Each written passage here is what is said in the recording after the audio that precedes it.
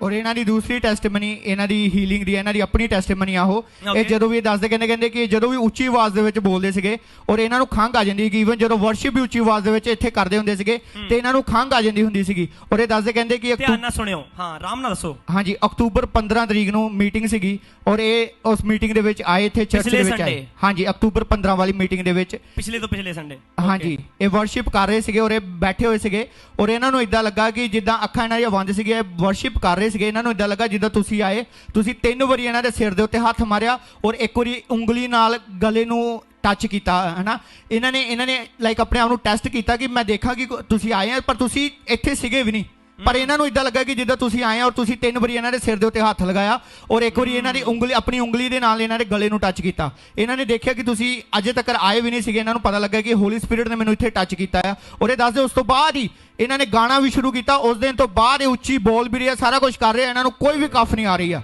ਅਰੇ give him praise ਸਮਬਾਡੀ Banti ਦਾਦਾ ਆਪਾਂ ਸੋਚਦੇ ਹੁੰਦੇ ਸੀ ਨਾ ਯਾਰ ਇਦਾਂ ਵੀ ਹੁੰਦਾ ਆ ਉਹ ਹੋ ਰਿਹਾ ਚਰਚ ਵਿੱਚ ਇਸ ਕਰਕੇ ਤੁਹਾਨੂੰ ਟਾਈਮ ਨਾ ਆਉਣ ਦੀ ਲੋੜ ਹੈ ਇਹ ਨਹੀਂ ਕਿ ਸਾਡੇ ਨੇਗਵੀਰ ਭਾਜੀ 5 ਵਜੇ ਆਉਂਦੇ ਆ ਆਪਾਂ ਉਹਨਾਂ ਤੋਂ ਵੀ 15 ਮਿੰਟ ਬਾਅਦ ਜਾਣਾ special guest 4 PM you must B hair ਆਪਾਂ ਟਾਈਮ ਅੱਗੇ ਕਰਤਾ ਸਗੋਂ ਹਾਲੇ 3:30 ਨਹੀਂ ਆਪਾਂ ਇਹਨੂੰ ਥੋੜਾ ਪਿੱਛੇ ਲੈਣਾ ਜੋ ਚਰਚ ਚੇਂਜ ਕਰਾਂਗੇ you understand oh give him praise ਯਾਰ ਆਈ ਹੈਵ ਨੋ ਵਰਡਸ ਤੁਸੀਂ ਕੀ ਕਹਿਣਾ ਚਾਹੁੰਦੇ ਆ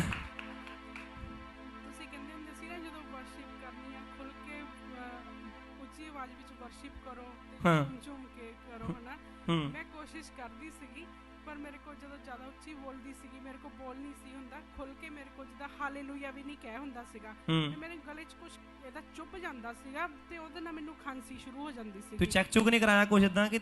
ਨਹੀਂ ਉਹ ਛੋਟੇ ਹੁੰਦਿਆਂ ਤੋਂ ਹੀ ਸੀਗਾ ਵੀ ਮੈਂ ਹੌਲੀ ਬੋਲਦੀ ਸੀਗੀ ਜ਼ਿਆਦਾ ਉੱਚੀ ਨਹੀਂ ਬੋਲ ਸਕਦੀ ਛੋਟੇ ਹੁੰਦਿਆਂ ਤੋਂ ਹੀ ਆ ਓ ਬਚਪਨ ਤੋਂ ਹੀ ਤੇ ਇਹ ਕੋਈ ਬਿਮਾਰੀ ਵੀ ਨਹੀਂ ਹੈਗੀ ਵੀ ਮੈਂ ਨਾਰਮਲੀ ਬੋਲਦੀ ਆ ਤੇ ਸੱਚ ਹੈ ਤੁਹਾਨੂੰ ਪਤਾ ਸੱਚ ਹੈ ਮੈਂ ਸੱਚ ਹੀ ਹੋਣਾ ਯਾਰ ਅੱਛਾ ਹਾਂਜੀ ਓ ਮਾਈ ਗॉड ਅੱਛਾ ਉਸ ਤੋਂ ਬਾਅਦ ਤੁਹਾਨੂੰ ਕੁਝ ਨਹੀਂ ਹੈ ਇਦਾਂ ਦਾ ਨਹੀਂ ਲਾਸਟ ਸੰਡੇ ਮੈਂ ਬਹੁਤ ਉੱਚੀ ਉੱਚੀ ਆਵਾਜ਼ ਵਿੱਚ ਵਰਸ਼ਿਪ ਕੀਤੀ 5 ਵਾਰੀ ਉੱਚੀ ਆਵਾਜ਼ ਚ ਨਹੀਂ ਹਾਲੇਲੂਇਆ ਬੋਲੋ 5 ਵਾਰੀ hallelujah hallelujah hallelujah hallelujah hallelujah ਅਰੇ ਹਾਲੇਲੂਇਆ ਹਾਲੇਲੂਇਆ ਪਤਾ ਨਹੀਂ ਚੀਜ਼ ਦੱਸਦਾ ਜਿਹੜੀ ਤੁਹਾਨੂੰ ਇੱਕ ਹੋਰ ਹੀਲਿੰਗ ਚਾਹੀਦੀ ਹੈ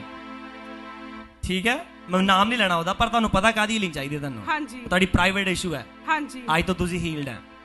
ਆਮੀਨ